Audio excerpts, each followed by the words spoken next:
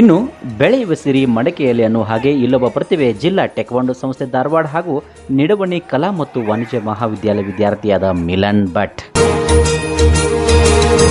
ಅಂತಾರಾಷ್ಟ್ರೀಯ ಮಟ್ಟದಲ್ಲಿ ಬೆಳೆಯಬೇಕೆನ್ನುವ ಛಲದಿಂದ ಮುನ್ನುಗ್ಗುತ್ತಿದ್ದಾನೆ. ಅವನ ಸಹಕಾರಕ್ಕೆ ತಮ್ಮ ಗುರುಗಳು ಹಾಗೂ ಪೋಷಕರು ಹಗಲಿರುಳು ಅವನಿಗಾಗಿ ಶ್ರಮಿಸುತ್ತಿದ್ದಾರೆ.